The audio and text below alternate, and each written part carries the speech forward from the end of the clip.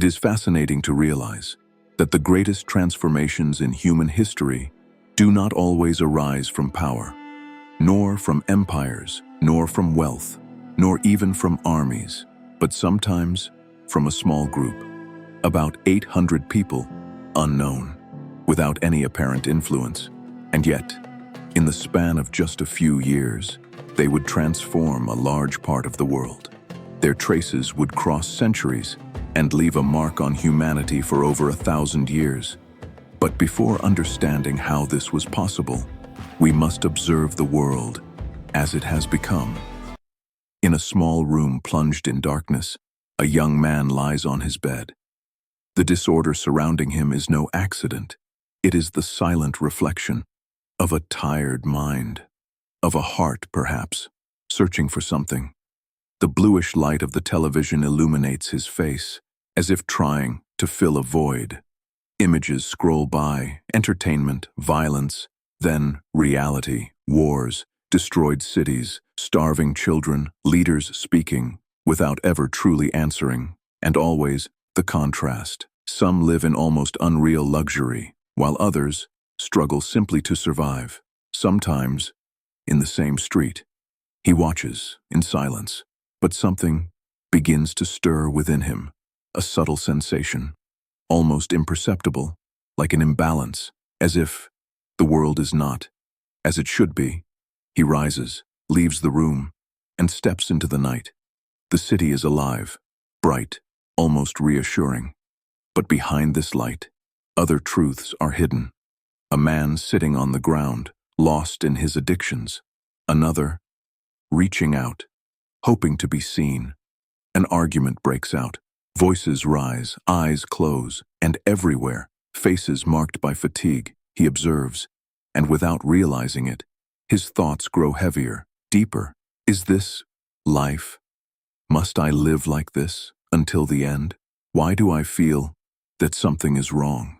Am I the only one who feels it? Why does humanity seem to go in circles?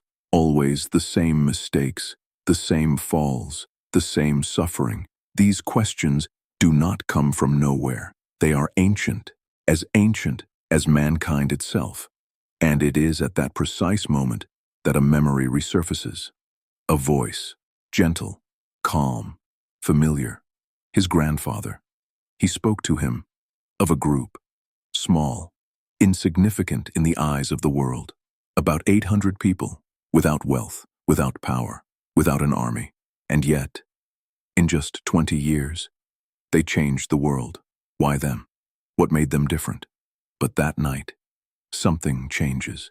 As if a veil had just been lifted, he sees, finally, presences everywhere. Dark creatures, silent, but active. They whisper, they influence, they feed fears, desires, anger. How long have they been here? And above all, how many humans live without ever seeing them? Then they notice something. Him. He can see them. They turn, slowly, then advance.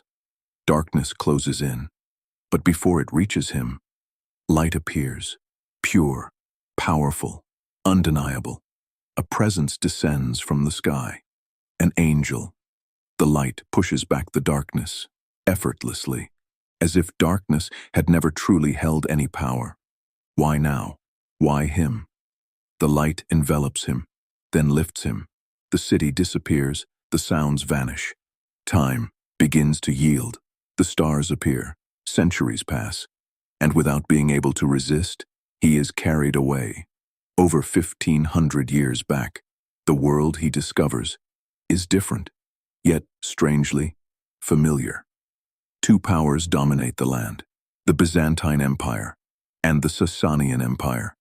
Their wars exhaust the people, injustices abound, hearts are heavy, and yet, in the shadow of this chaos, something is taking shape. In certain lands, people speak of a man, a prophet, a final messenger, a waiting, a hope, or perhaps a warning. Meanwhile, a man walks, he searches, he questions, he gives up, then begins again. His name is Salman al-Farsi. Why leave everything familiar For a truth not yet visible, from master to master, he advances, and all tell him the same thing. The world is plunged into darkness, but the light approaches. A man will come. In the land of the Arabs, his name is Muhammad. Then suddenly, he sees what these men would accomplish. Cities prosper, scholars write, knowledge spreads, injustices recede. How could such a small group produce such an impact? All this, is it really the product of chance, or the result of a forgotten truth? Then, everything disappears. Silence, and the return. He opens his eyes. The room, the television, the same world. Nothing has changed. And yet, everything is different. For some visions are not mere dreams. They are beginnings. And what if this was only the first?